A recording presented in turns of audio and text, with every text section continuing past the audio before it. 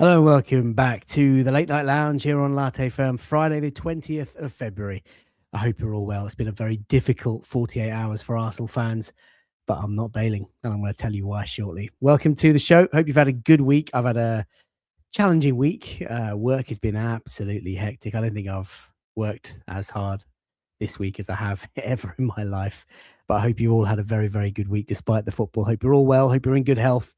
And I hope you're enjoying the slightly longer days as well. Welcome to the show. If you are tuning in for the first time, please do drop a like and subscribe to the video if you enjoy the content. Tonight is obviously a late night lounge, a bit more chilled vibes, a bit more detail, a bit more depth, snack check and fun vibes, hopefully. And get involved in the chat because we are going to get as many comments as we can. Welcome to the show. Welcome to all of our channel members, our Patreon members. It is fantastic to have you guys on board. Your support goes a very, very long way. And I hope you enjoy the ad-free content and exclusive content from Sunday morning. Sunday morning show. Hopefully wrapping up what might be a positive night tomorrow night. We can dream.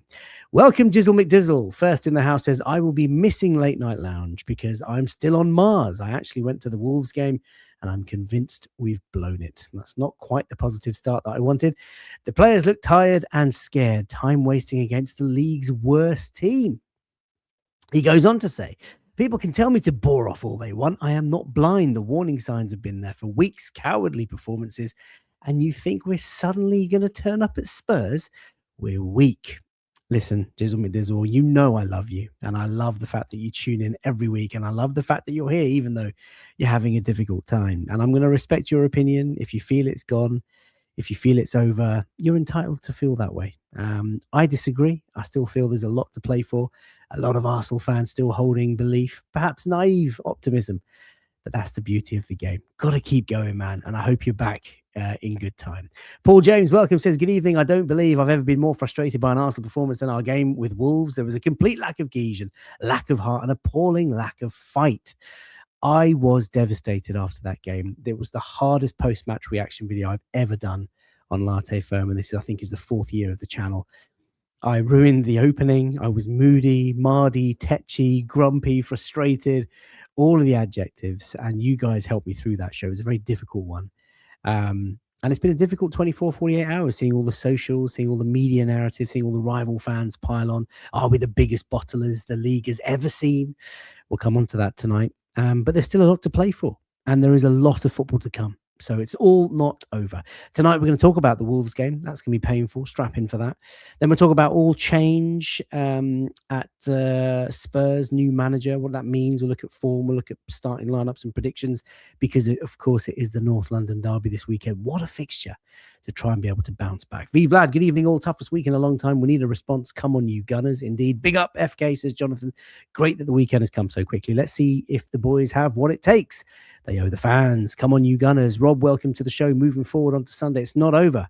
Enough with that. Big up all. Indeed. And the PR. Yeah, look, the team meeting has come out. Declan Rice admitting there was a firm chat straight after the Wolves game the following morning. So hopefully we're going to see some sort of reaction. Welcome to all of our usuals. It is so good to have you all here. Really, really appreciate all of you joining, despite it being quite a tricky time. Got a great couple of panelists tonight. Really looking forward to seeing what they've got to say. And we're also going to talk about Carabao Cup tickets because, of course, we have Mr. Carabooty himself, and it is Wayne. Look at you. Look at you. Cheer me up, Wayne Bellet. Cheer me up, friend. How are you? I can't. I'm going to apologize now for your comments during and your comments after the show because I'm not in a good place. I'm not in a good mood. I am very annoyed with many things to do with the club at the minute. We'll get into it a little bit later. But for anyone that's here for sort of cheerful glee, I'll do my best, but I can't guarantee it right now, unfortunately. Well, listen, it's good to have you on the show. And what we must do is talk about what we see. We have to call out what we see. We also have to put into context what we see. But we can't fold. There's a long way to go. It's the middle of February, for goodness sake. It was a real kick in the guts, a proper dagger to the heart. But we can get through this, man. Good news. Welcome to the show. Says, my head is still on Mars, FK. It's been a depressing week for my club. Yeah, look, Yembele can't join us tonight because he's ill. That was a bit Joey, wasn't it? I'm sorry. You got the timing wrong. Someone had a firm chat with him. Someone had a firm chat. Yeah, not come on and depress people. Melissa, welcome to the show. And Melissa, thank you so much for your very thoughtful message on Patreon. She DM'd me just to check in with me, man. I was in a bad place on Wednesday night. Let me tell you, you were in the chat, weren't you, man? That was a difficult post-match video. I'd never experienced that before. But she says, I'll admit I was furious initially, then really, really sad, still on a bit of a downer, but you don't follow this club for as long as I have without a huge helping of hope. Come on, you Gunners. And dreams are what we Arsenal fans can cling to. Now, I'm going to still keep dreaming. Let's bring in our other panelist tonight. It is, of course, a firm regular, and it is, of course, Dobbo. How are you, sir? I think I kind of echo the sentiment, to be honest. I'm kind of just trundling along. I don't really want to think about football too much, but we've got to, because there's games every 5 seconds. So I guess that's a good thing. But yeah, mate, I can't do another season of not winning this league. I can't do it. Just to context, like put it into context, I'm 26. So the last time we won the league, I was 4. Like I've not seen it yet. I've not properly experienced it yet. And I can't, I need it. I need that. So I can't do it again. But yeah, we'll see. We will see. It's good to see you, man. It's been a while. Have you been all right? You're in good health? Yeah. Family all okay? Yeah. Congratulations. You're all grown up. You're moving into a house. Yes. Moving into a house, which is just kind of like compounded by like literally moved into a house. I was thinking, yes, this is going to be like a fantastic few months. Then we go and drop points to Brentford. Then we go and drop points to Wolves. And I'm thinking, should I sell the house? Do I sell the house? Is it the house? Like, honestly, is it a haunted house? So yeah. But apart from that, apart from football, life is good. Thank you. Good. It's great to have you here. One really big positive that there was it must have been last home game now. We've not played at home for ages. After the late night latte, the two of us were on. We just randomly bumped into each other on the train home. Yeah, and literally. I was looking at my phone. I think Dobby was looking at his phone. We both looked up, caught eyes, looked down. Like, oh, I know you, because obviously it's the first time we met in person. Honestly, like I was like, if you've been to the Emirates and that Highbury Islington's tube station after, it's just like an absolute mad rush, queuing, and then it's like bottlenecking. So I was like kind of like pacing it down the platform to get on the train, and I was like, okay, I'll jump in here because otherwise the train's going to go. And I was kind of like looking at my phone, choosing what music I was going to play because I needed some like upbeat music because it was a good performance after Sunderland. And I look up and I'm like, I know you. And then so it was a nice train journey. It was good. Good. Well, hopefully this is going to be nice. Paul says every Arsenal supporter I've come into contact with is like they're in mourning, me included. And DJ D10, I think earlier, welcome to the show, by the way, DJ D10, said, I usually shrug off bad results within 15 minutes or so, but it's now around 48 hours and I'm still low in confidence. Well, let's try and see what we can do tonight. I mean, we're going to rub salt in a very deep wound by talking about the game, but we're going to try and understand where it all went wrong. And we'll try and look forward to the North London derby. But before we do that, Latte Firm Heritage snack check. I mean, Yembele's not here to completely ruin it for us, so that's a positive. But Dobbo, as our guest tonight, what do you got? I have a tiramisu pot. Ooh, where's that from? I think it was Asda. Okay, I think, very cool. But like I don't know what their like gastro range or something is, but yeah. We had it there was like a Valentine's deal like last week because we just walked into Asda and we needed dinner and we were like, oh, let's try this. So you got like 2 sides, 2 mains, a dessert and a bottle of wine. It was like 12 quid. I think it was £12.50. It was like the best deal ever. And we got these tiramisu pots and they were divine. So we picked some more up. I do have tea. Don't worry. The tea mug. The tea mug is here. Shock. It's always that is the banker. Bet the house on it. Gary Neville. That is the banker, the one that couldn't fail. That's there. But tiramisu pot and a cup of tea. Love that. That's a good start. It's a good start. AFC 777. Welcome. It says Wayne, I'm with you. Enough of this. Enough of the talking by Arteta and Rice. Go do the talking on the pitch. Indeed. Russell, his snack check tonight is a mozzarella, tomato, and basil flavored tortilla chips. Very good. Very good. Last minute snack before bed. Amazing. Christophe Michel says homemade meatballs and sauce, Parmesan sandwich. Ooh, that does sound good. That good. Does sound really What bread? Good. Yeah, exactly. What bread? And toasted or warm? Oh, mate. Oven baked. Like an oven baked baguette. You know it's oven baked. Mate, it's Christophe Michel. He's cultured, mate. I'm telling you. It's a chia batter, isn't it? Oh, of course it is. Of course. With the old balsamic on the side. Love it. Paul James says salted cashews with a Red Bull. Don't talk about Red Bulls, but salted cashews, elite. Karen says she's having pepperami chicken tikka bites. That sounds good. And a tandoori chicken mini bite. I like it. Wiz is just on a mad one. We're going to lose to Tottenham. I can feel it. Now, Wiz. We'll talk about that later. Dave says he's having leftover saag paneer that he made for lunch earlier, twice in one day. Good for you, though, Dave. Good for you. Asheen says M&S flatbread pizza and ginger and lemon kombucha. Oh, look at this. Cinnamon swirly thing from Gales. Top notch. A pint of whiskey. DJ Needed. D10. Everyone needs that. He knows where he's going tonight. That is for sure. Cold pizza is elite. Iced coffee and 2 chocolate chip cookies. Don't at me. Oh, wow. DJ Pole is going for a bottle of vodka. Drink responsibly. Homemade bread, 4 ingredients. I'll tell you what, he's our very own M&S, 4 ingredient bread. He's lit that. He's got a chef's name as well, doesn't he? Like Christophe Michel. Just I could see Christophe. that being like He's a 3 Michelin star chef, like in Paris. Like, oh, phenomenal. Anon says I got some rice and moi moi. Anajit says egg foo young, which is his snack check. And Olu is in the house. Welcome, man. My YouTube name is weird. I don't know why StreamYard does this. Just bear with me. And Tamina, now is not the time. Please, dear. Come on, man. I love you as well. And you always make me smile at the start of every show. But we're not doing transfer news on the 20th of February. Please, sister, relax. Christoph says, okay. Who's Gail and Deshev's sister? Gail's is elite. Go check it out. And Wiz says he's having some sensation crisps and chai. That's a good treat. What you got for us tonight, mate? Well, first of all, shout out Ollie. There was a message just before that. Was there? Oh, sorry. Let me check. I was wondering why he's telling me what his name is. He doesn't have his notepad tonight. I'm hoping that Arteta's taken it because he needs it more than Olu does at the moment. But shout out and welcome to our first live one. FK, I am comfort eating because I'm miserable. I'm really miserable. Hit me, baby. What you got? So I've had 4 already. It's the best form of eating. I've got the last one here. Our good friend M&S milk chocolate cookies. That's pack what of 5. Pack this of 5. Is the last one.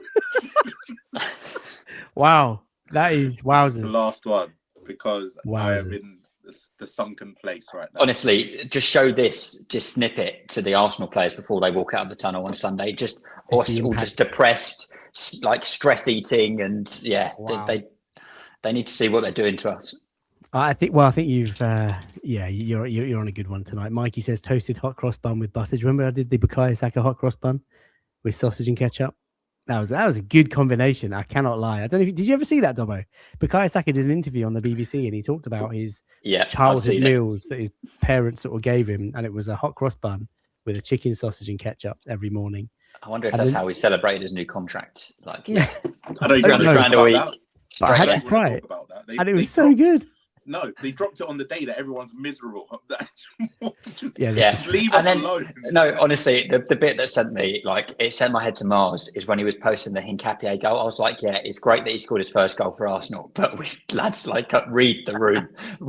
I saw that tweet and I almost just launched my phone across the room. So, well, it was classic. You know, Arsenal PR 101. Copac says having a full share pack of Tang Fastics. Look, your Dobbo would be your man after Dobbo's heart because he loves those.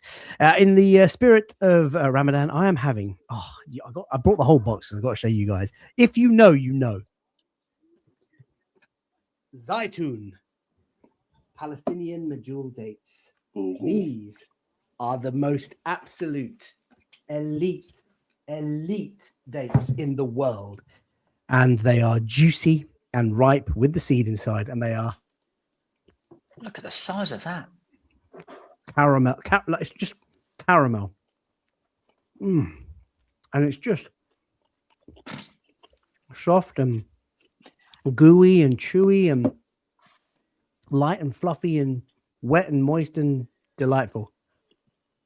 Wow. It's so funny. It just kept adding words. It's like, it does look good, though. They're honestly sensational. And Matthew, yes, covered in Nutella, chocolate, whiz. You know what I'm talking about. Mashallah, brother. DJ D10, no unboxing because they'll all just tipple out. Looks like they are elite, honestly. Do not buy any other, and they're absolutely tremendous. Sorry, Dan. Latte foam after dark. That's what it is on a Friday night. Toasted in almonds. Ooh, interesting. Paul, you know, that's what I'm talking about. Paul, I didn't realize you fasted. Fantastic.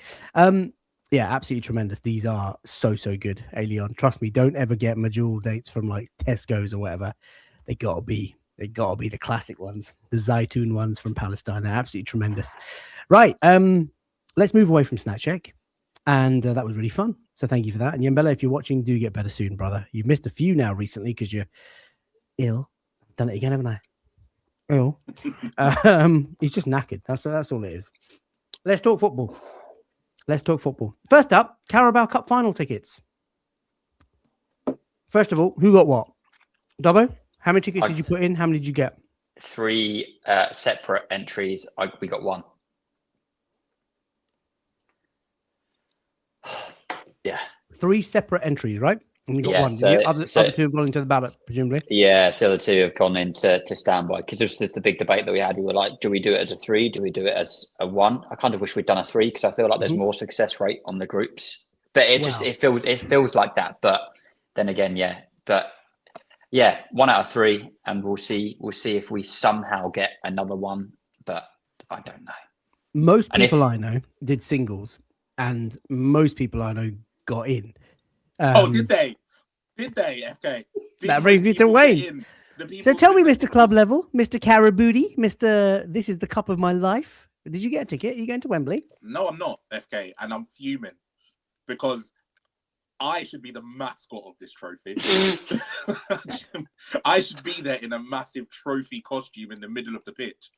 And what's annoyed me more than anything, look, the ballot is the ballot. I've got unlucky. It is what it is. Obviously, I'm hurt. I'm disappointed, but it's a ballot.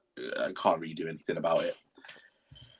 The people who have hated this trophy for years on years have not attended a single Carabao Cup game this season, have sold their tickets on Ticket Exchange regularly, and have managed to get themselves a ticket. And the bragging about it on their socials is what's really ticked me off. Really ticked me off. But look, it is what it is. I'll have to hope to get one in the standby queue. I highly doubt it because if there's 30% of us that are waiting for it, we're probably going to be waiting for a maximum of, I wouldn't even say 100 will become available. So, yeah, I've never liked the Carabao Cup. Always hated it. Oh, Wayne. I mean, listen, I got to say, don't hate the player, hate the game. But no, listen, on a serious note, yeah. On a serious note. And yes, it's true. This will further wind up, Wayne. Some random streamers and corporations will absolutely attend the final. Paul, thank you so much for the super chat. I'll come to you in just a second. We did have a little conversation about this on WhatsApp today, and I feel that, I mock Wayne every week for being a club level season ticket holder. This is a guy who obviously is just a regular guy who works so hard to try and get to the Arsenal, saves his money, spends that ticket because there's no other season tickets with the peasants like me. And he can't get a ticket. I find that farcical. I know we had a sort of debate about it, and actually you weirdly disagree with that. I think those who are genuine season ticket holders that are sat in club level and paying 3 times maybe as much as we are, because you can't get a season ticket anywhere else, I think you guys should be window 1. I cannot believe that the club hasn't given you a specific window just for yourselves. Honestly, I would be, I find that really unfair. I think what's actually worse is I think that they should actually take into account what games, like if you went to the home games in the run of the Carabao Cup, that should be taken into account because you've bothered to go on a Tuesday when nobody else wants to go. Like it's just one of those, and it's like that as well. So this is like the first season in like 4 or 5 seasons, I think 5 seasons, that we've not done a couple of aways in the Carabao Cup because normally we do that. So last season was it Port Vale or something, or Preston North End, one of the two. We went to that last season. Obviously, we didn't get to the final. And then this is the first time that I've not managed to go to an away game in the Carabao Cup. And obviously, if I had gone to one of the 2 away games, I think then you get into window 1. And it's like, there should be some like history. I think there should be some sort of recognition for the competition that you're watching. If you've gone to the games and attended X amount of games, that's the fair way to do it, because you've I think bothered you're to spot turn on. up to the run. Dobbo, Yeah. I think you're spot on. I think window 1 should be for those that went to any of the aways and any of the homes in that competition. I think that is absolutely right. All I'm saying is that after that window, instead of going to all of the gold members and all of the club level season ticket holders, they should have had a specific window for just club level non-corporates, so individuals. That's how I feel. And I feel actually, if I'm you, Wayne, I'd be indignant because I'm spending 3 times as much as I am every year. And, ironically, this is a cup that you love so much. I'm going to try and get you a ticket, of course, but that's not the point. Yeah. I just think that's nuts. You should have had some sort of priority window, in my opinion. I don't think that, for me, listen, I'm in club level simply because I have to be. I don't want to be necessarily. I'd love to be downstairs. I'd love to be upstairs, but it's the only place I was offered a ticket. I don't think just because we pay X amount more than you downstairs than whoever upstairs, we should be guaranteed anything more than downstairs or upstairs. I don't think that's fair, because I think, where would that stop? Because even though I'm club level, I'm not the most expensive club level seat. There's halfway line, there's wing, which is a little bit. But that's just like season tickets. But the club level is 3 times the price of anywhere on the lower tier. But we don't have to choose to take that ticket. I could have said no, but I knew that if I said no, I'd probably never get I'd never get my own season ticket again. But I think I'm with Dobbo. I'm obviously frustrated and annoyed for myself. I think I should be when it comes to Carabao, I should be window 1. The aways should be window 2. Just me by myself. Just let me book my own ticket when it comes to the Carabao. Just Wayne's own window. Yeah, exactly. Give me a day. Let me pick my own seat, whichever one I want, and then it could go to everyone else. But no, I think when it comes to just tickets in general, look, I have no issue with the away fans getting priority. They travel up and down to anywhere and everywhere. I think I'm with Dobbo. I think it's a shame for like the red members, because there's red members that have been to every home game in the Carabao simply because those are the only games that they can get to. And I don't think it's fair that the people that they've bought from on the ticket exchange or whatever then get to cash in and go to that final when they've not done sort of the hard grafting before that. That's where I'd like to see it, because I know that my ticket has obviously been to every game. In club level, you get access to every game. But look, it is what it is. I'm in the 30%. I'll try my best to get there. If not, I'll be in the Man City section singing Blue Moon. Can I just make an even worse point? Is if we get through to another of the 2 potential cup finals, it'll be even worse. It'll be even worse. The FA Cup is like I think it's something ridiculous now, isn't it? Like 20,000, and we got 31,000 for the Carabao Cup. So you're splitting that like 2/3 of that. The Champions League, I think, is even worse. I think the allocation is like 16,000 per team in the final. That's gonna be ravenous. If you want to get to a Champions League final and you're a season ticket holder, you better get to one of the away legs in the knockouts if you can, because I think that's going to be the prerequisite. Right, let's talk about football. Paul Pavlinsky, thank you so much for your generous donation to the channel. Really appreciate it. Says, I hate the way we play, but the results were good. We could justify it. The quality of football with no results, though, for the first time, I'll say that it might be time to evaluate the manager's market. There's a lot of things in that chat.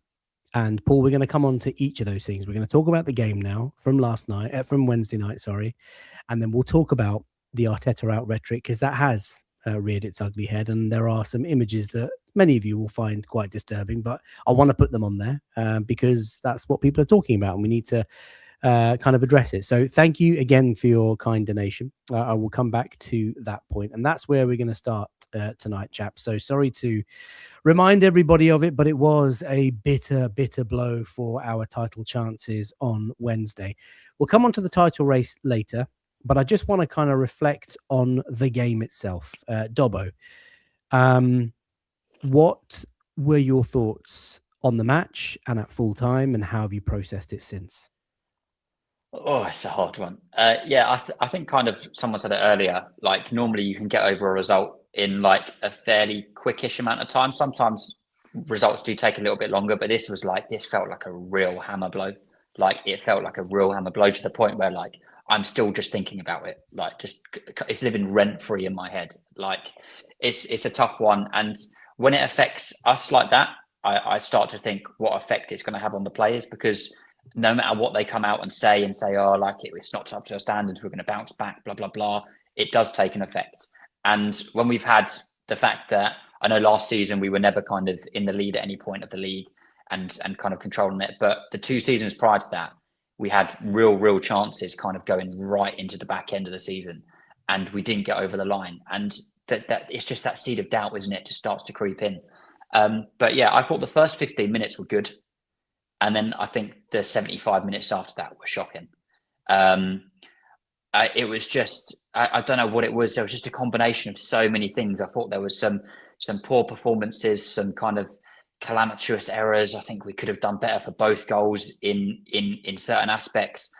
I think it's not just on, people were kind of blaming Raya and Gabriel. It was a bit of a mix up at the back for the second goal. And you could argue maybe Raya's an inch too short, and his kind of shot stopping from shots outside the box, when you look at it relative to other keepers, is quite poor. But kind of just contextualizing it, he still offers us so much. And I think it's one of those that kind of comes from the front. The defence, although there were some errors and it wasn't quite as good as it should be, I don't think we should be conceding 2 goals to Wolves. I don't give them a buy, but they have more grace than the players further up the pitch, especially the forward line, because I think we've not quite been good enough. And I think you've got to defend from the forward line. What was Gabriel Jesus doing in the build-up to that second goal when we kind of played it over the top? Either hold the ball up, have a shot on goal so you actually try and create something, but he just did nothing with it. And then as soon as the ball kind of came back to the area, there was no pressing, there was no tracking back. You've been on the pitch for 25 minutes? And it was the same. It was just players looked lethargic. I know there might be some tired legs in there, but we just don't seem to be up for it. Kind of in that 23-24 run, I know we didn't win it, but week in, week out, the players showed, yeah, we're up for this fight. We got a rubbish result against Aston Villa in the run-in. But when you look at it, we went 16-1-1 in that run-in. So we gave it a really good go. But now it just seems we're in such a good position kind of a week ago. We're still in command, so we can turn it around. But to kind of give up 4 points like that is really bad. And especially against a team that is as dire as Wolves. I know that they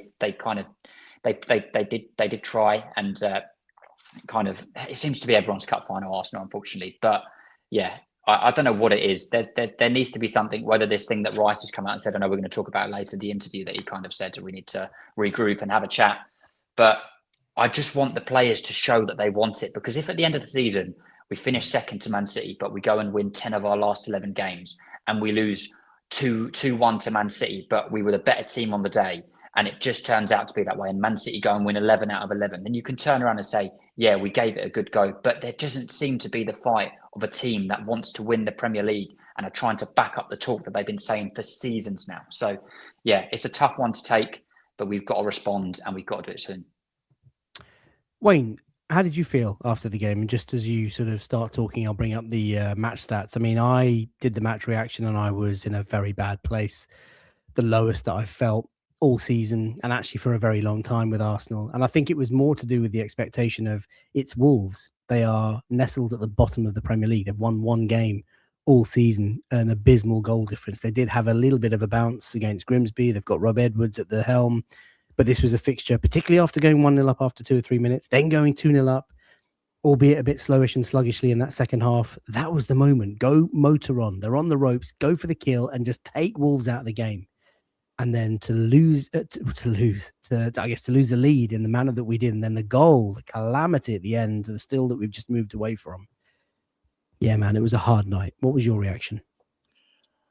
I was more confused than anything, to be honest with you. I think we've done a lot this season to kind of get away from that tag and get away from that feeling of the capitulation and the collapse. But I think the way that we've played, especially in 2026, since the turn of the year, the way that we played this year, I don't think there's honestly an Arsenal fan out there that when Wolves scored their first goal, sat there and thought, we're going to win this comfortably. As soon as they scored their first goal, my first thought was, we're not going to win this here. It's just not going to happen. And I appreciate that Wolves are rubbish. I appreciate they're guaranteed to go down. This was their cup final. But as soon as they scored that first goal, you knew what was coming. And it's just felt like that for the majority of 2026, that we're slipping into bad habits again. Bad habits that we saw last year, bad habits that we saw the year before, bad habits that we saw 2 years ago. But those years we had, some will call it reasons, some will call it excuses. This year we don't have any of those. There is absolutely no reason that we should be going 2-0 up against anyone and letting it slip in that fashion whatsoever. And I just think that I was left confused by the fact that it happened. I was left confused by the way that it happened, simply because it was so avoidable, not only in the players, but with Arteta as well. There were so many players out there that just looked dead on their feet. Why are they still out there playing in that way? I thought you had learned how to manage your squad and how to bring on subs. I thought that there was maybe a part of him that would go back. Do you remember when we was like 2-1 up in stoppage time and he would go Operation Rob Holding and we'd send 5, 6, 7 defenders back and that was it, closed up shop? What's happened to that? Bringing on Norgard for a striker, for example, and just seeing out the win. Even though it's Wolves, you're 2-1 up, you don't want to concede at full time. What's happened to that, Arteta? It's not positive. It's not something that I want to see him do every game, but sometimes a necessity is a necessity. I was confused why we didn't see fresh legs come on for certain players, and yeah, it just felt like it felt like the end, despite the fact it's not. It's still in our hands. You go out there, you win 11 games straight, and you're Premier League champions. Easier said than done, but it felt like a real hammer blow to the title race. It felt like a real dagger to me, a massive kick in the guts. It wasn't the result that we were expecting. I think we all woke up that Wednesday thinking, right, Wolves tonight, get the 3 points, out you go. Even at 1-0, 1-0 was 3-4 minutes, on the clock, and the first 15 minutes, like Dobbo said, we were good. Wolves started gaining in confidence towards the back end of the half, and I thought, okay, we're in for a game here, get a second and just sneak away with the points. And so we came out second half, Nketiah scores a great goal, and at 2-0, you're thinking, right, this is it. We just get the points and go. 3 points. I'm thinking about that gap. I'm thinking about, the pressure's back on City. When Hugo Bueno scores that goal, and there's a lot in the build-up that's not to like about that, but the finish is absolutely unbelievable. There was a nervousness. And I won't go so far as to say, Wayne, that I knew that we wouldn't win the game, but there was an inevitability about something's going to happen here. There's going to be either a gamble from Wolves, or a chuck it in the mixer type moment, or a bounce, or a ricochet. And we've supported Arsenal long enough to know that there are always these sorts of games. I remember back to 2003, Arsenal were away to Bolton. We were 2-0 up with about 15 minutes to go. Yuri Djurkaeff scores, and then they equalise at the death, and we missed out on the title that season. That was late in April. I remember the 2-2 against... who did we fumble the bag to recently? 2-2. With Sunderland this year, last minute. No. In a title race. West Ham? Yeah. No, Liverpool. Liverpool as well. Yeah, but there's been games where we were up and comfortable, and you're thinking, don't feel something's right. But how about this take? Stuart Pearce today on TalkSport was saying that Arsenal have actually done nothing wrong this season apart from 45 minutes at Wolves. That 45 minutes in that second half was the worst that I've seen Arsenal play this season. And it's cost us because we've dropped points in a game that we should have won. If you think about the other defeats, and he was saying that he commentated at all three. Liverpool at Anfield, what a free kick. Take your hat off. Manchester United, they had the new manager bounce. They were playing some really good football. They came to the Emirates and they were better than us. They scored 2 fantastic goals and we made an unforced error. You can live with that. Aston Villa, they were the most informed team in the Premier League at the time that we played them, and they got a 94th minute winner at Villa Park in front of the whole end. Again, these things happen. You get it. You can't lose. You can't win every game. You're going to lose some every now and again. It's not in your control. Wolves was massively disappointing, though, because we were 2-0 up against a team. And let me repeat, first time in Premier League history that a team top of the league has not won a game that they were 2-0 up in against a relegation-threatened team in the bottom 3. First time in Premier League history. That is how bad it is. But when you think about the season, and when you think about all this sort of stuff, chaps, the Arteta out stuff, I mean, this picture I find particularly disturbing, but this is the sort of rhetoric that's going around on social media. Found this on your account, Wayne, is particularly poisonous. And I think it's so distasteful because there's still so much to play for. And when you think about it, it was just that 45 minutes. That's literally the worst 45 minutes of the season. But everything that's come before that has been so good. Wayne, as leader of the Arteta Out clan, what do you for the newbies here? He's not actually the leader, but he's absolutely right behind him. Wally is the leader. Second in command. Yeah. I mean, the reaction has been expected because Arsenal fans are mentally fragile. Let's be honest. We suffer from the PTSD. We desperately crave a Premier League title. It's been so long. I get it. The pressure's getting to us. It's getting to the players. It's getting to everyone. And actually, the social media game these days is relentless and it's unforgiving. But it was just one game and we've dropped 2 points and it's like everything's just getting blown up now.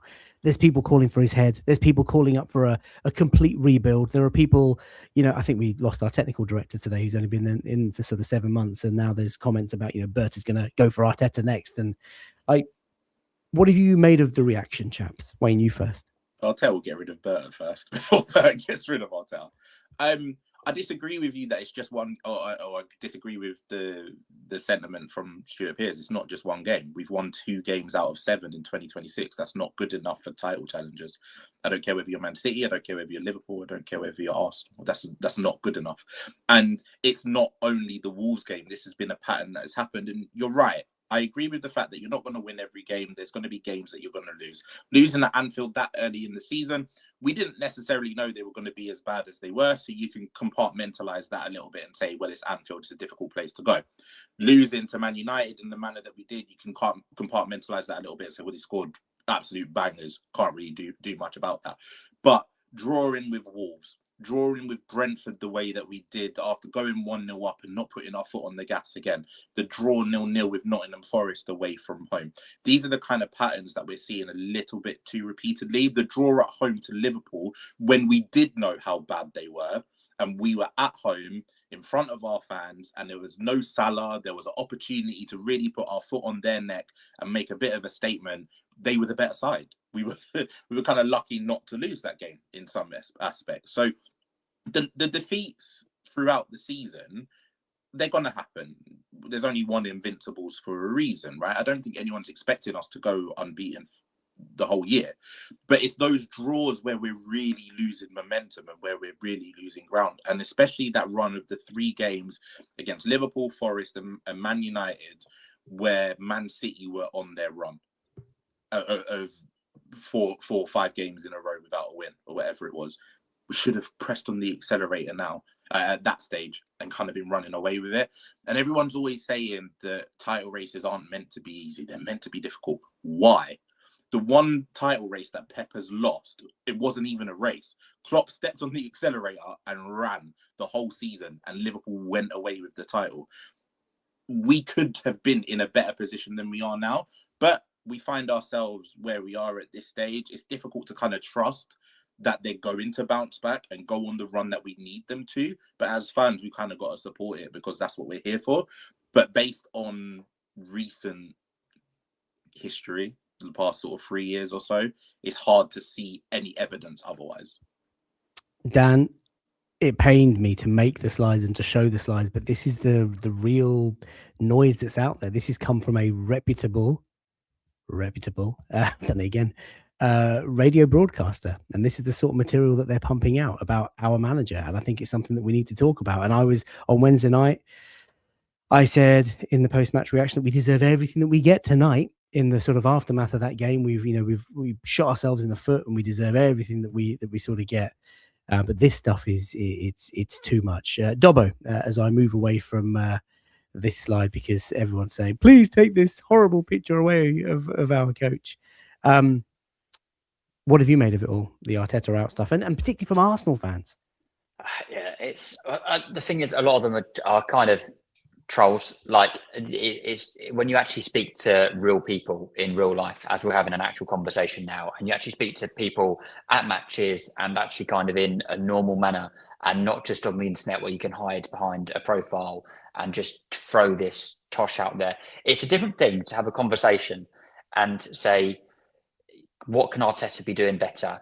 Or pose the question, potentially say, again, if we don't win the league or we don't win a trophy this season, then do we consider our position with our head coach? There's a way that you say these things, but doing stuff like that at this point of the season is just ridiculous, because you're always going to have people online that just kind of, especially with the monetization around kind of social media nowadays with big accounts that can make money, and then people feed off it and interact with it, and it's just a vicious cycle. So it's one of those. But yeah, I think when you actually kind of get your real grounded fans that are genuinely kind of behind the club, they might have an opinion. They might not think that Arteta could be the man to kind of get us over the line, and that's a fair enough opinion. But most people don't actually do that. It's always amplified by a select amount of people, backed up by trolls that are pretending to be Arsenal fans or people from other clubs, and it just kind of snowballs, and then they're the ones that you see because it gets the engagements of the people that are trying to do it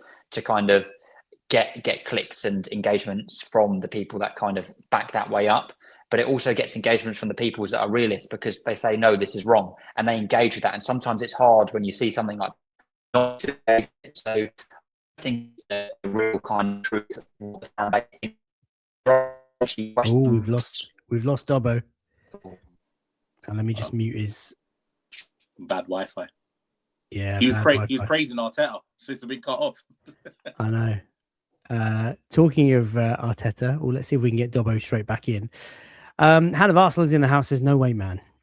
Respect Mikel. And to that point that I think Oshin said earlier, we've played 40 games and we've lost 3. 41 now, actually. This was the record pre-Wolves on Wednesday night. So 40 games played this season, 31 wins, 7 draws and 3 defeats. I swear Wally said to me that we'd drawn 21 times this season, Wayne. No, not this season. Across the last 2 seasons, there's been 21 draws. Right. Okay. Well, Dobbo, are you back? Can you hear me? I can hear you. Can hear you. Okay, we can hear you. Sorry, we lost you there for a second. All I was saying, Dobbo, is that, as Hand of Arsenal says, we've got to respect Mikel. This is our record this season in all competitions. And the quotes going around are, biggest bottle job ever. And of course, nothing's happened yet. It's like the 20th of Feb. We've drawn 1 game. It's wild. I just find that the extreme sort of reaction from Arsenal fans as well. And there's a number of you that are quoting some big content creators that are calling for his head, and that should be, they're absolutely right about Arteta moving on. 41 games played, 31 wins in all competitions, 7 draws, and 3 defeats. 3 defeats in all competitions. I think it's wild. I mean, I don't even know what to say. Like, the reaction, this is the sort of the weight we're going to have to carry around now until the end of the season, until we win a trophy. Every defeat, every draw, you're just going to get this reaction. Here we go. Wheels are coming off. Biggest bottle jobs. Wayne? But I think that's the reality of it, though. We can say all these true stats as of February, the whatever we are, 26th or whatever. No, 21st or whatever it is. I don't know what today is. But at the end of the day, if we come out at the end of the season with nothing to show for it, this doesn't matter. If we're brutally honest, especially this season. If this was last season and this was these were our stats and we had all of those injuries, you could kind of hang your hat on that and say, well, we go again next year because we had all of these injuries, we'll only get better. When we had those amazing numbers with 16 wins out of 17 wins out of 18, second half of a couple seasons ago, you sit back and you say, we've done all we could and we came 1 game away. The season before that, we shouldn't really have been challenging at that time. Saliba gets injured, Tomiyasu gets injured, the World Cup kind of disrupts our flow. It's like, well, we're only going to get better.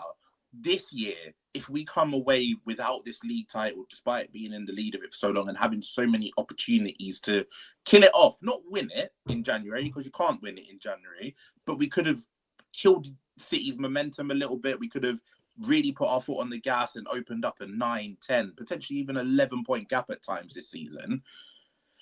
I think that's where the worry is, because if we end up empty-handed this year, which we're still in 4 competitions, we could win all 4.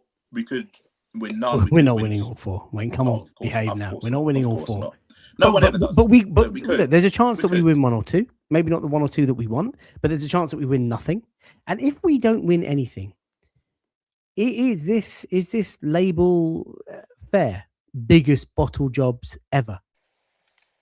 No, I don't think it's the biggest bottle jobs ever. I think you could argue that it's a bit of a, what's the right word? I don't really like the word bottle, but a collapse is probably a better word to say it, because we as Wayne said, Dobbo, we can polish a turd all we like. The media narrative, rival fans will be bottles, milk bottles. Wow, wow, wow. We're gonna get it all. The memes, the gifs. You can say it's a collapse. I mean, it is an almighty destruction. It would be a bottle, surely, but just not the biggest ever. No, because realistically, everyone always says you don't win a league title until you get to April. That's where you win a league title. So it can't. But that's the same thing that people would say, and then they'll go, "Oh, you bottled it. But if Man City take the lead over this weekend or the next week, if we say we get a bad result against Spurs, they beat Newcastle and then win their next game, and then suddenly they're in command by the end of February, it can't be a bottle by the expectations that people always say, oh, you're not in a title race until you get to April. But at the same time, Wayne says, like what Wayne is saying is completely true. The fact that there has been numerous points this season where if we don't win it, you'll look back and think, if we could flip one result somewhere and kind of just put our foot on the neck, on the throat of Man City or anyone who was behind us, Villa at some points, and just completely kill them off, then it could have just had a different outcome. But like you said, when you look at it, we're still in command of the Premier League. We're through to round of 16 in the Champions League. We're in a Carabao Cup final. We've got a favourable draw in the FA Cup. You'd expect us to get through to the quarterfinal. Again, it's not a given. We've seen that. But at the same time, no, it's not the biggest bottle job. That one that you've just shown on screen is the biggest bottle job. I had to bring it up because it was a Liverpool supporter that posted that this morning, and I replied saying, absolutely fucking not. Let's behave. It would be an almighty collapse, as you say. But let's not forget the biggest bottlers in Premier League history. And can we not remember as well that they were 3-0 up at Palace? 3-0 up at Palace, and they let it go with 20 minutes to go. That's worse than any result that we've had this season. My daughter plays with Dwight Gale's daughter, and my son plays with Dwight Gale's son at football. And every time I see Dwight, I'm like, thank you. Every time. Well, listen, let's move away from that. Because look, it's been a difficult 48 hours. There's been a lot of media narrative. I can see some Arsenal fans in the chat. People are keeping it respectful, but I can see some Arsenal fans are absolutely tired of all of this and they want change. I respect it. I think you're wrong. I don't think I am ready or I'm in a position to think about changing or even thinking about life after this season. We are in the middle of doing something hopefully great. Like Han of Arsenal says, till the wheels fall off, until the very end, you have to keep going. And speaking of that, Declan Rice has been talking today. He said that there was a meeting, a club meeting, a firm chat. Now, this could be classic Arsenal PR in the morning after the defeat, but the words used were, if I just go back to Simon Collins' article, he says, nobody will give us the title. We have to go and win it. And he insists that they've got them, the boys have got the mentality to win despite the 2-2 draw against Wolves. He said that there was a togetherness in the squad. It was a firm chat at the team meeting, I believe this morning, actually. He talked about the North London derby being the perfect game to get any title charge back on track. What else did he say? He said, look, we're not going to be handed it. We've got to go and win it. We need to deserve it. We need to be ready for anything that is thrown at us. What do you guys make of this? Wayne, you were shaking your head in disbelief. Tell me. I hate stuff like this. I know the media have to do their job, and I know that the players obviously have to give their answers to the media. Why do you hate stuff like this? They've had a meeting as a group of players. Like, okay, just shut up. Don't tell us. But shut up. Because how many chats have we? How many chats and how many beautiful pages have we turned? And all of this. Get on the boat. We've hit the ice. We got on the boat, and now there's a firm chat on the boat.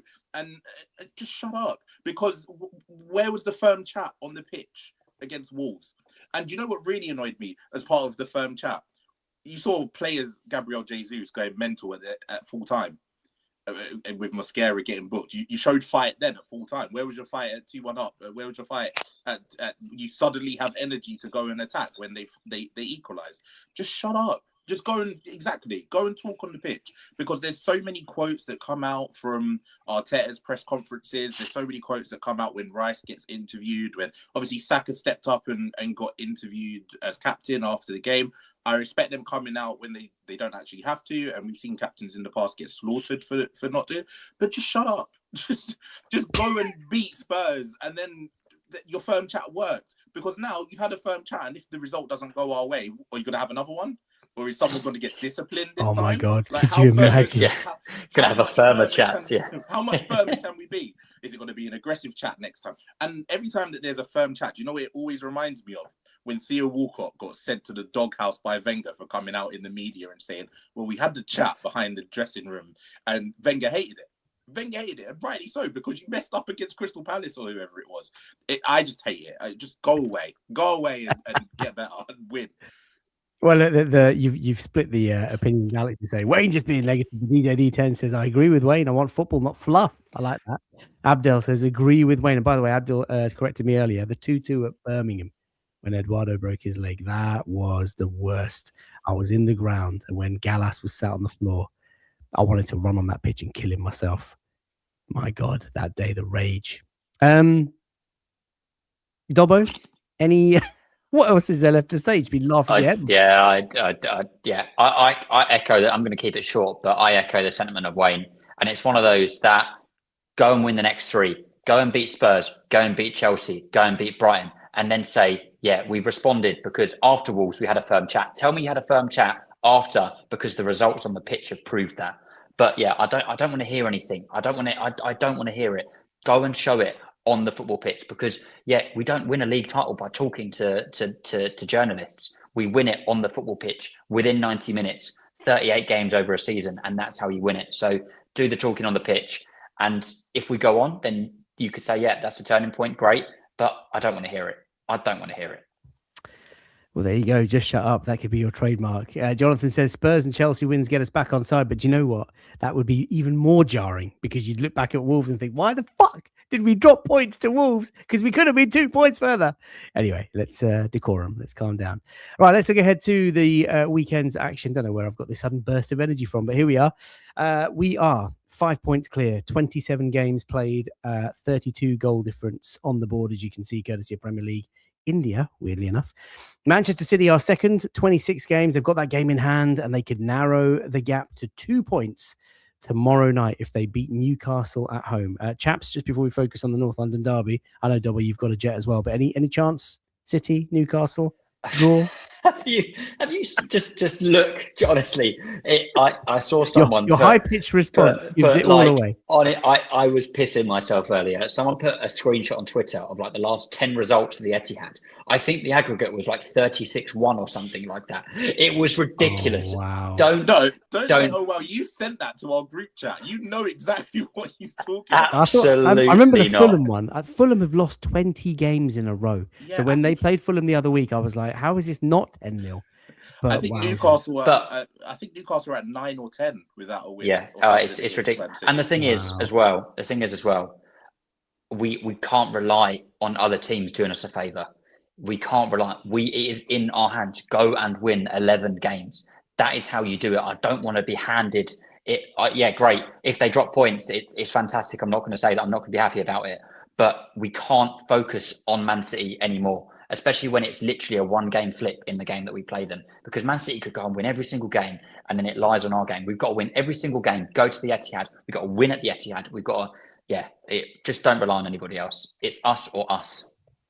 But if no, it's not. This is like you know that like Liverpool fan interview where it's like, if your nan had balls, she'd be your uncle, but she doesn't, so she's not. Right, listen, let's take this question. Wayne, this is for you. Abdel says, if City win tomorrow, is there greater pressure on the North London derby, or if they drop points tomorrow night, is there weirdly more pressure on the North London derby? The way that our season has gone, we're more likely to drop points when City drop points. So we should probably be not hoping that they win. Obviously, if Newcastle want to do us a favour, they want to do us a favour, but we can't really rely on it. It's still in our own hands, like I said. But no, I think the fact of the matter is there's pressure on the North London derby because it's the North London derby. We could be first, fifth. or will never be in their position. But it doesn't really matter the context of the title race when it comes to the North London derby. There's pressure on it simply because it's the North London derby anyway. Yeah. If my grandpa had wheels, she'd be a bike. Do you remember that from the ITV chef? I forget his name now. Yeah. When they were doing.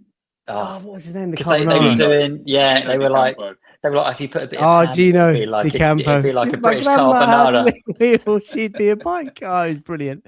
So those are the fixtures coming up this weekend. Aston Villa will host Leeds tomorrow, 3 p.m. kickoff. Brentford host Brighton. Chelsea host Burnley. Chelsea, of course, up at the Emirates after the North London derby. West Ham host Bournemouth as they try to save themselves. And then Manchester City, 8 p.m. kickoff against the team Newcastle, who have just come back from Azerbaijan, having beat Carabao by 5-0. Sunday, see Crystal Palace play Wolves.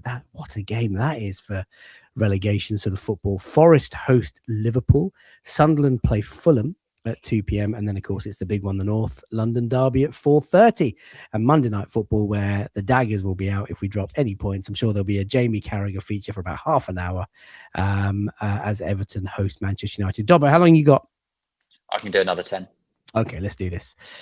So, all change at Spurs. Let's look ahead to the North London derby. Chat, let me know how you're thinking. By the way, hundreds of you that have been watching tonight live on YouTube, really, really appreciate you joining in.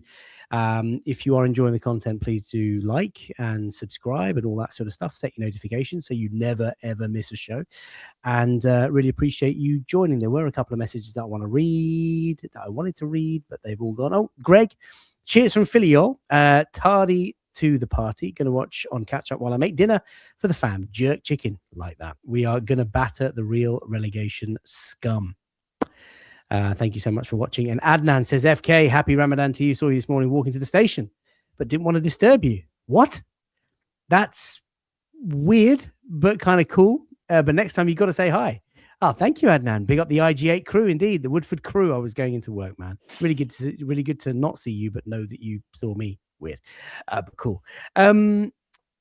Wayne, managerial change. He is, of course, a silver member, but Thomas Frank is no longer there. I wonder if he got a Carabao ticket. Probably. I tell you what, I might, if I get one for you, I might give it to him. Igor Tudor has come in. He's a player who's played obviously at the highest level and has won so many honours. As a manager, though, largely fixed in Serie A, and we'll talk about the stats on the right, but that was a name out of nowhere. What did you make of the appointment? I don't know. I don't know anything about him. I know that he was at Juventus previously. I think that's my extent of knowledge on the situation. But I think they're going to look to just kind of get defensively solid, really, to try and avoid relegation. And Serie A managers really are known for that. They're always kind of set in their ways defensively and want to be structured quite strong and be difficult to break down. So that's probably the way that they're going to set up for the rest of the season. I'm hoping that the fact that he's had 10, 12 days with them on the training ground doesn't really benefit them, because as one of the previous comments said, they're down to about 12 or 13 players due to their injury, and they're rubbish. If we're brutally honest about it, they're not good. I also thought it was very interesting that they've hired someone who has regularly had permanent jobs as just a 6-month interim, and he has no previous It's not like Carrick, who has previous connections with Man United, and it kind of made sense.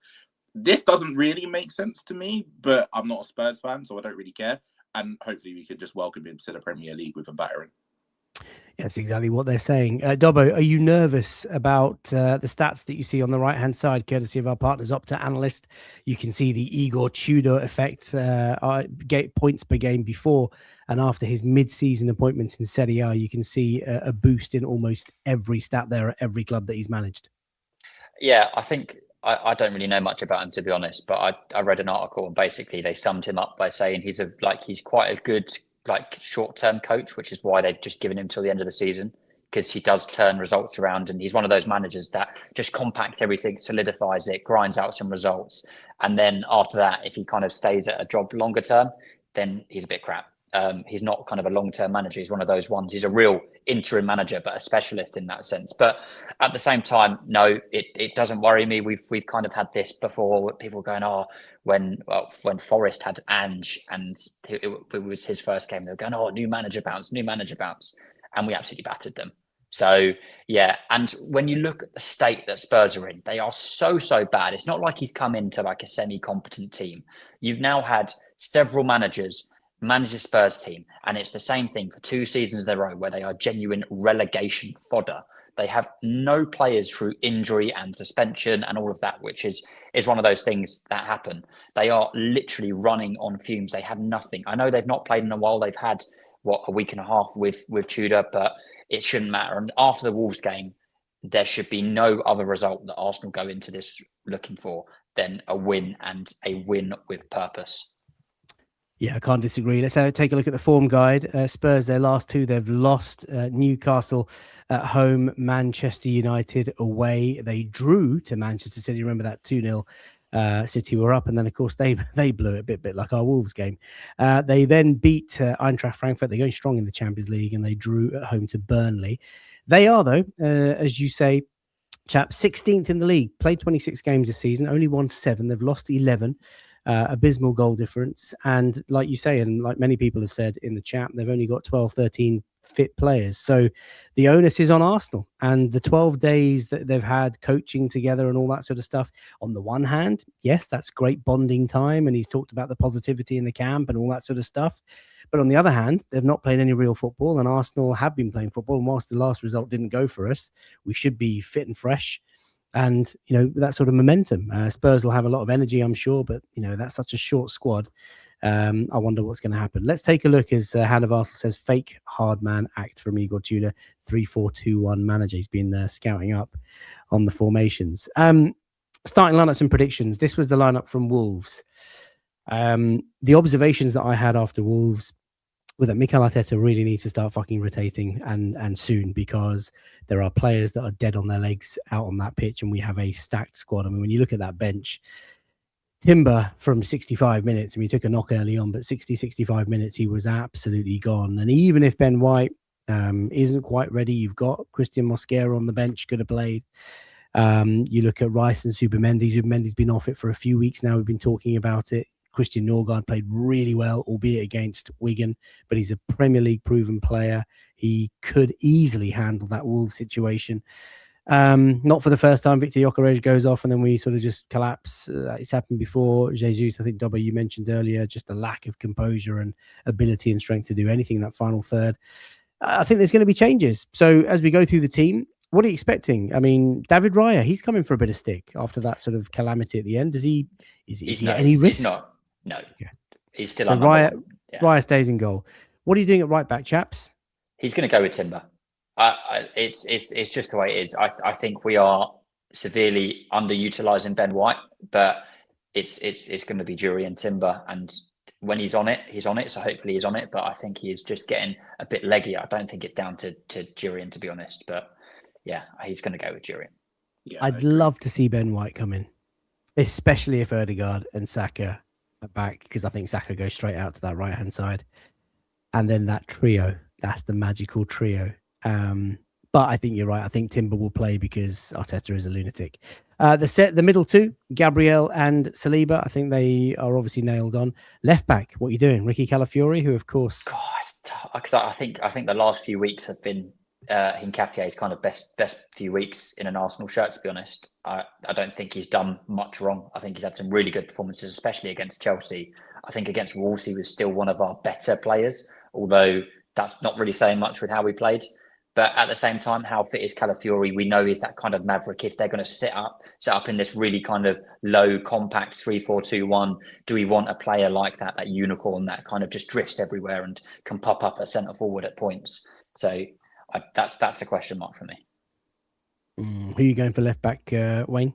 I'd go for Hincapie because I'm still not comfortable since Calafiori's come back from his injury. He was brilliant before he got injured, but after coming back from the injury, he's been a bit all over the place. Not the Wolves game aside, because I don't think he could have stopped that on the line, and I don't think he really had much else to do.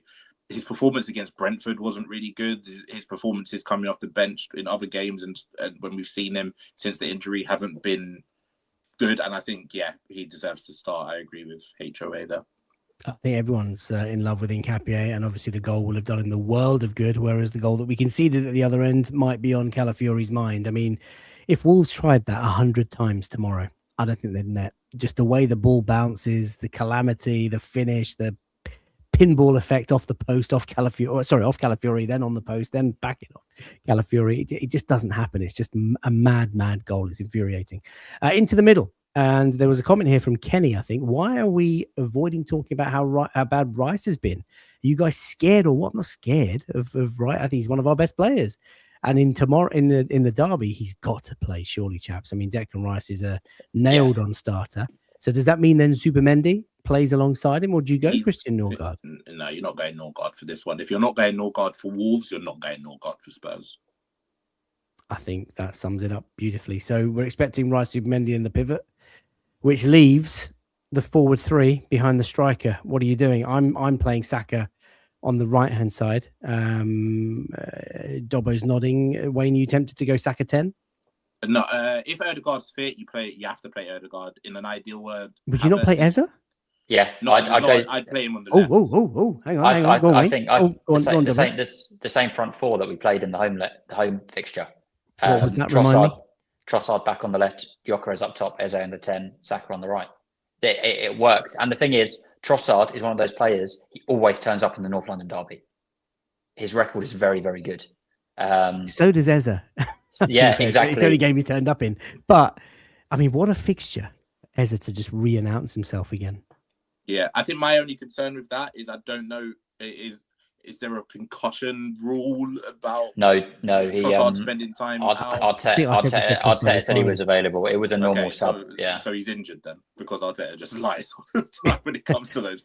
Well, there's a few people saying that Trossard is out, but I mean, Arteta said in his presser that I thought he said he was fine as well. Yeah, it wasn't a concussion sub.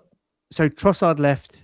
Sorry, what did you say, Dobbo? Trossard left. Trossard on the left, Eze in the middle, Saka on the right, Gyökeres up top. If Havertz was fit, I would play Havertz. Of course. And if Odegaard's fit, you're not playing Odegaard. You're playing Eze. I think so. Club captain, not in the North London derby. Ooh. Wayne, is that same for you? No, I think for me, I'm going based on the assumption that I don't think Trossard will start. I think Eze from the left. I think it's about time that I know that he messed up in that Villa game. Don't hold it against someone forever. We need as much creativity in this team as possible. And I think 3 lining up behind the striker of Saka, Odegaard and Eze is a perfect amount of creativity that you can get technical with it. You can create chances because Gyökeres is not getting shots. I know that everyone and myself have been rightly critical of his performances, the fact he can't hold up a ball and stuff like that, but he is not getting chances because we're only playing one creative player behind him at any given time. So try and get as much creativity on the pitch as possible. If Trossard is 100% fit, he starts. I'm just going based on the assumption he won't. And your number 9? Norgard. Is that where he can start? No, it has to be Gyökeres, really. If Havertz isn't fit, then it has to be Gyökeres. It's got to be Victor, surely. And again, that same applies. What a fixture to be able to... I mean, Spurs have no one. Romero is suspended. They've got so many injuries. I mean, surely this is it. So, look, chat, let me know. What are your predictions for the game? Dobbo, I know you've got a jet, so leave us with your prediction before you leave us. Where do you think the game's going to be won and lost? And what do you think the score's going to be, mate, on Sunday? It's going to be won and lost, I think, in the way that we respond. Because if we turn up with the mentality that we're going to win, we're going to win. There's just too much golf in quality. I know it's a North London derby, but the problem is it's really hard to even argue that are they going to turn up in the North London derby? But they've got no one to turn up. They've literally got no one to turn up. They don't have a fit squad. They have literally like 12, 13 players, and that's taken a toll on them because it's been like that for a little while. But yeah, I think it's how we turn up. I think we are going to respond. I think we're going to have a good performance. I'm going to go 2-0. 2-0. I like it. Wayne, what are you saying? Where's the game going to be won or lost? What do you think the score's going to be? I don't like the fact that it's the third in a run of 2 bad results, because whenever we tend to get 2 bad results, they come in clusters of 3. And that's been the case for years now. Under Arteta in the league anyway. I think we win because it's the North London derby, and I'm never going to predict them to get even a point against us. So I'm always going to back us to win. If we do, we need to move the ball quicker. We need to just pummel them in terms of chance creation. Just move it quick, play it central, get runners in behind, and just baffle them. Because if they're going to be playing a new system or a new shape, they don't even have 3 centre-backs to play this 3 at the back formation. So, yeah, don't allow them and their stupid... Apparently, they're going to have a tifo. Don't allow them and their stupid tifo to even have a moment's peace. And don't let them have a 20-minute spell where they just keep the ball and we sit back and do our usual Arsenal thing. So, I'm going to go for an Arsenal win, but 3-game 1-0. 1-0. The 3-game theory is real. 3-game theory is very real. Okay. Well, look, I'm just going to lose my head and just be romantic. I think this is going to be a marvelous weekend. I think this is the perfect fixture for Arsenal to come back and just re-announce ourselves and say, hey, we are here and we are here to stay and we want this Premier League title more than anyone in the league. I think we're going to go to Spurs, we're going to lay it on them, and we're going to come out comfortable winners. I think 3-1, that's what I'm going to go for. And I think Newcastle are getting something tomorrow. Look at the faces. Mate. We're going to leave it there, ladies and gents. Lots of confident people in the chat. Barry says 3-2. Oh, I don't think I could take 3-2. Let me tell you. Abdel, no. Come on. Not having a 2-2. Got to have faith, says Ryan. 3-1. Beauty the Pencil says 3-1. Trevor says 3-1. Asheen says 3-0. We are knackered, but the North London derby, something. Yes, something. Up the fucking Gunners, man. Logical Nonsense says that's the spirit, FK. And Rory says stop. FK, stop. There you go. That's where we are. So listen, Dobbo, thank you so much for joining us. Really appreciate it. I know you're pushed for time. If anybody wants to follow Dobbo, he's available at Dobbo0107. It's been really good fun, mate, having you back on the show. I can get used to less of Yembele. Yeah, this is quite good. Look after yourself. Have a good weekend. Really appreciate you joining us. Wayne, if anybody wants to follow Wayne, he's available at Wayne's World 20 _ I'm told that's how to say it. And of course, owner and host of the Can You Believe It podcast. Yeah, it's been fun, although it was miserable going through the Wolves thing. But listen, pick yourselves up, guys, ladies and gents, boys and girls. We're the Arsenal. We're top of the Premier League. We're into the Champions League knockouts. We're into the final of the League Cup. We're in the 5th round of the FA Cup. Hopefully going to get into the quarterfinals of that if we can beat Mansfield. And it's a North London derby on Sunday. If that does not get you up, this is the wrong sport for you. Spurs. Come on. Let's go get it. Come on, you Gunners. Look after yourselves. Take care. We'll be back tomorrow with something. And if Newcastle gets something, we're definitely coming back tomorrow. And we'll have the match reaction on Sunday. And there'll be a members-only Patreon and YouTube members-only show Sunday morning as well, just to kind of get the juices flowing. Believe, baby, it's coming home. Bye for now.